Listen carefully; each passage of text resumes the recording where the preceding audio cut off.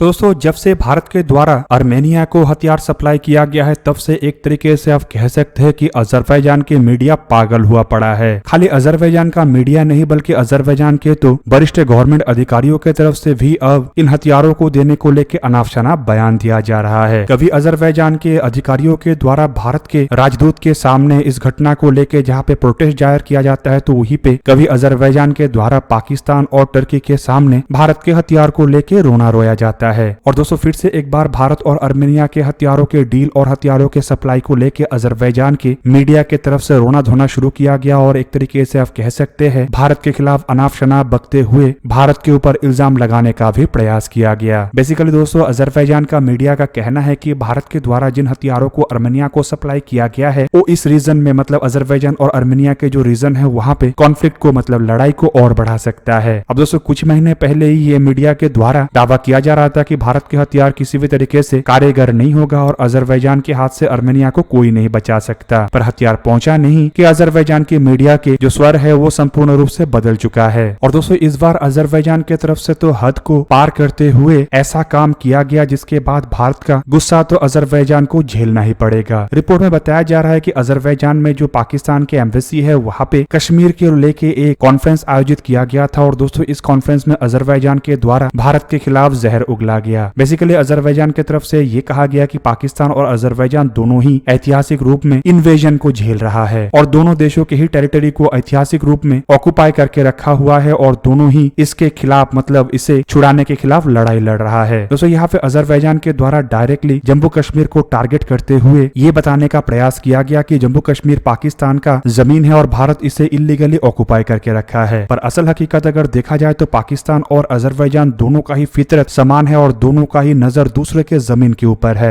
एक तरफ जहाँ पे पाकिस्तान भारत के जम्मू कश्मीर को हथियाना चाहता है और काफी सारे हिस्से 1947 से पाकिस्तान कब्जा करके इलीगली अपने पास रखा है, तो वहीं पे अजरबैजान आर्मेनिया के जमीन को हथिया रहा है और साल 2020 में आर्मेनियाई पॉपुलेशन से भरा हुआ नगानो काराबाग के ऊपर इलीगली कब्जा किया है। अब दोस्तों इस कब्जे को और पाकिस्तान के इलीगल कब्जे को लेजिटिमेट ठहराने के लिए अजरबैजान के द्वारा अनाप शनाप बयान दिया जा रहा है। अब दोस्तों बताया जा रहा है कि अजरबैजान में ये जो मीटिंग को आयोजित किया गया था यहाँ पे पाकिस्तान के द्वारा अजरबैजान का समर्थन मांगा गया और ये भी कहा जा रहा है कि अजरबैजान के तरफ से कश्मीर के मुद्दे को लेके पाकिस्तान को समर्थन किया गया। रिपोर्ट के मुताबिक अजरबैजान के द्वारा कश्मीर के जो स्पेशल स्टेटस है उसे लेके भी अनाप शनाप बका गया और ये कहा गया दशकों से जम्मू कश्मीर को एक स्पेशल स्टेटस दिया गया था और भारत की तरफ से उसे भी हटा दिया गया। दोस्तों इस मीटिंग के बाद पाकिस्तान के जो राजदूत है उनके तरफ से मीडिया को एक बयान देते हुए बताया गया है कि अजरबैजान हमेशा से ही इन मुद्दों को लेके पाकिस्तान को सपोर्ट किया है। अजरबैजान के प्रेसिडेंट इल्हाम अलियेव और गवर्नमेंट की तरफ से तो सपोर्ट किया ही जाता है, साथ में अजरबैजान के जो लोग हैं वो भी खुल के पाकिस्तान का समर्थन करते हैं। और जब जून महीने में पाकिस्तान के प्राइम मिनिस्टर अजरबैजान के विजिट में आए थे तब प्रेसिडेंट इल्हाम अलियेव के तरफ से अजरबैजान के गवर्नमेंट का सपोर्ट पाकिस्तान को दिया गया था। अब दोस्तों यहाँ पे जो अजरबैजान के द्वारा जम्मू कश्मीर के स्पेशल स्टेटस का बात कहा जा रहा है ये असल में कुछ और नहीं बल्कि आर्टिकल 370 और 35A का हटवाना है। आप लोगों के जानकारी के लिए बता दूं कि ये भारत का एक अंदरूनी मैटर था और साल 2019 में कानून के मुताबिक भारत की तरफ से ये हटा दिया गया ताकि जम्मू कश्मीर को और बेहतरीन ढंग से डेवलप किया जा सके। अब दोस्तों इसके फलस्वरूप जम्मू कश्मीर में जहाँ पे डेवलपमेंट हो रहा है तो वहीं पे इसी कारण की वजह से पाकिस्तान चिढ़ा हुआ है। हालांकि जो अजरबैजान की तरफ से पाकिस्तान को समर्थन दिया जा रहा है ये अभी से नहीं मतलब भारत के द्वारा आर्मेनिया को हथियार देने से नहीं बल्कि पहले से ही किया जा रहा है और एक तरीके से आप कह सकते हैं कि अजरबैजान की इन्हीं हरकतों के कारण भारत और आर्मेनिया इतना नजदीक आया है। और दोस्तों अजरबैजान असल में धर्म के आधार पे ही पाकिस्तान का समर्थन कर रहा है और ऐसे में दोस्तों भारत को हक बनता है कि भारत भी अपने ही हितों को देखते हुए अपने डिप्लोमेसी और अपने फॉरेन पॉलिसी को आगे बढ़ाए। पर दोस्तों जब भारत की तरफ से अजरबैजान की हरकतों के बाद एक्शन लिया गया मतलब आर्मेनिया के साथ डिफेंस डील किया गया तो इससे अब अजरबैजान के जो पॉलिटिकल अधिकारी मतलब देश चलाने वाले गवर्नमेंट के अधिकारी है और अजरबैजान के जो मीडिया है वो काफी अधिक चिढ़ा हुआ है। बेसिकली दोस्तों इस चिड़न से ये साफ हो चुका है कि अजरबैजान भारत के इन हथियारों से काफी अधिक डरा हुआ है और अजरबैजान को पाकिस्तान और तुर्की की तरफ से जिन हथियारों को दिया गया है या दिया जा रहा है वो भारत के हथियारों का मुकाबला नहीं कर सकता। अब दोस्तों इससे भी एक कदम आगे बढ़ के अजरबैजान के मीडिया की तरफ से जो कहा गया है वो सुन के आपको हंसी आएगा। अजरबैजान के मीडिया का कहना है कि ना ही अजरबैजान और ना ही पाकिस्तान कभी किसी अन्य देश के टेरिटरी को हटाने के लिए कोई मिलिट्री एक्शन किया है। अब दोस्तों अगर पाकिस्तान के 75 साल के इतिहास को देखा जाए तो पाकिस्तान करीब करीब 4 बार कश्मीर को हथियाने का प्रयास कर चुका है। और इवन देखा जाए तो 71 का लड़ाई जो कि बांग्लादेश के फ्रंट को लेके हुआ था, उस दरमियान भी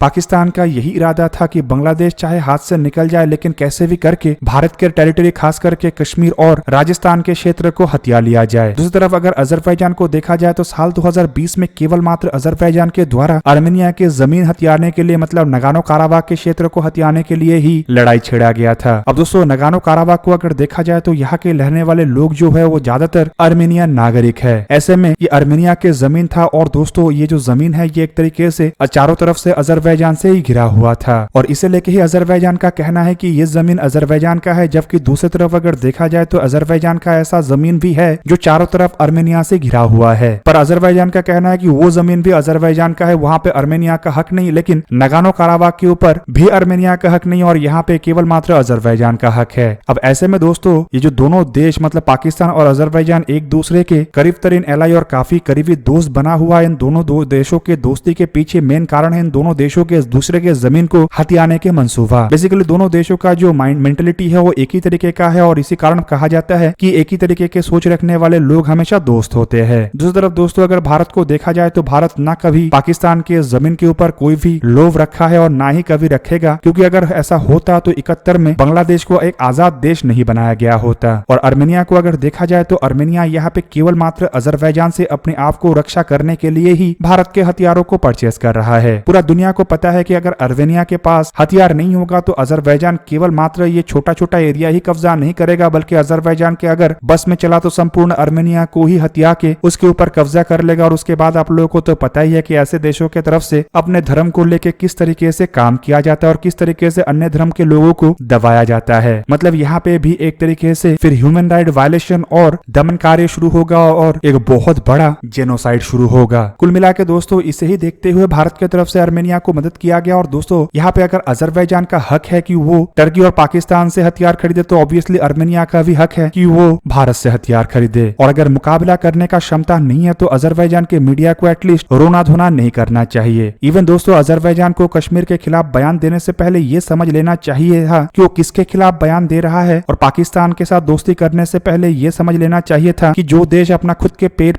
पालने के लिए इधर उधर भीख मांग रहा है वो क्या अजरबैजान का मदद करेगा। और दूसरी तरफ पाकिस्तान के विरुद्ध में भारत खड़ा हुआ है जो कि एक बहुत बड़ा आर्थिक और मिलिट्री शक्ति है, और अगर भारत चाहेगा तो अजरबैजान जैसे देश को चींटियों के जैसे मसल सकता है। और ऐसे में दोस्तों अब अजरबैजान की तरफ से भारत से दुश्मनी ले लिया गया है तो ऑब्वियसली इसका जो फल है उसे अजरबैजान को भुगतना ही पड़ेगा। कुल मिला के दोस्तों जो रोना धोना अजरबैजान के मीडिया की तरफ से किया जा रहा है ये कुछ और नहीं बल्कि दर्शाता है कि अजरबैजान से एक बहुत बड़ा गलती हो गया, लेकिन इस गलती के बाद अब पीछे लौटने का भी उसके पास मौका नहीं है। पर मेरा मानना यह है कि अभी भी अगर अजरबैजान भारत के सामने माफी मांग ले और अपना नाक रगड़ ले और ये कह दे कि कभी आर्मेनिया के ऊपर हमला नहीं करेगा तो शायद अजरबैजान के पास बचने का एक आखिरी मौका है। हालांकि अजरबैजान ऐसा नहीं करेगा और इसके फलस्वरूप अजरबैजान को बहुत ही भयंकर नतीजा भुगतना पड़ेगा। दूसरी तरफ दोस्तों यहाँ पे अजरबैजान के मीडिया की तरफ से भारत के ऊपर इल्जाम लगाते हुए ये कहा गया कि भारत के हथियारों के कारण ये जो रीजन है ये डिस्टर्ब हो जाएगा और एक लड़ाई की तरफ ये रीजन चला जाएगा। तो आपके जानकारी के लिए बता दूं कि अगर आर्मेनिया के पास हथियार नहीं होता तो लड़ाई की तरफ जाने का डर अधिक होता, क्योंकि इससे अजरबैजान बिना डर के आर्मेनिया के ऊपर हमला करता और आर्मेनिया के लोगों को और आर्मेनिया के आर्मी के अधिकारियों को कत्लेआम करता। और आर्मेनिया के पास हथियार आने के बाद अब अजरबैजान डरेगा और लड़ाई का जो खतरा है, लड़ाई का जो संभावनाएं है वो केवल मात्र टलेगा। दोस्तों आप लोगों को क्या लगता है कि अजरबैजान की तरफ से इतना रोना धोना क्यों मचाया जा रहा है, और फिर से अजरबैजान की तरफ से जो कश्मीर को लेके बयान दिया गया इसके बाद क्या भारत को और अधिक हथियारों के सप्लाई करना चाहिए या नहीं करना चाहिए, कमेंट करके अवश्य बताइए। दोस्तों आज के इस वीडियो को यही पे ही करते समाप्त, किसी और एक दिन किसी और एक वीडियो में मिलेंगे, तब तक के लिए जय हिंद, वंदे मातरम।